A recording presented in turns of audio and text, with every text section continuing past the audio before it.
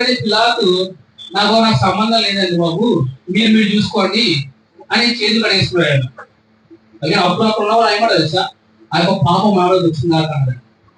అక్కడ ఉన్న తరం వారు. ఓకే, ఇప్పుడు మనం కంటిన్యూ చేద్దాం. ఇప్పుడు యేసుప్రభు ఫస్ట్ టైం కొనుగోలు చేసిన పని ఏంటి తెలుసా, ఆయన పైన వస్త్రాలు తీసి వేరే వస్త్రాలు ధరించి ఒక ముళ్ళ కిరీటం పెట్టి రాజు రాజు రాజు అని మోకరి చేయడం మొదలుపెట్టారు అనమాట, దూషణ చేయడం మొదలుపెట్టారు అనమాట.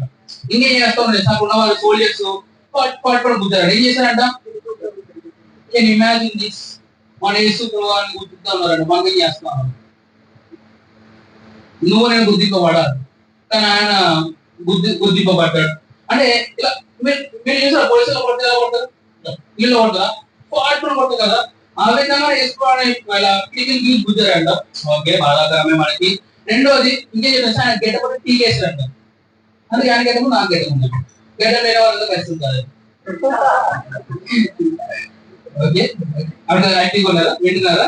సో ఆయన ఏం చేశారంటే గెటప్ టీకేసారంట. ఇప్పుడు ఎంతమంది గెటలు ఉన్నాయండి? ముసలి పక్కన ఎవరికి గెటం ఉందా? ఓకే ఓకే, ఇలా గెటప్ తీసుకోండి, నవ్వు వస్తుందా? పక్కన పీకమని చెప్పండి. సో ఏజ్ స్ప్రేగర్ గెట్ అని ఏం చేశారంట, చేస్తారు. చూసినప్పుడు వస్తారా ఇలా కటింగ్ షాప్ లో ఇలా పీక్తారు, అలా పీకదాన్ని ఇలా బలవంతంగా స్కిన్ వచ్చే విధంగా పీక్తారు. ఓకే, నెక్స్ట్ కంటిన్యూ చేద్దాము.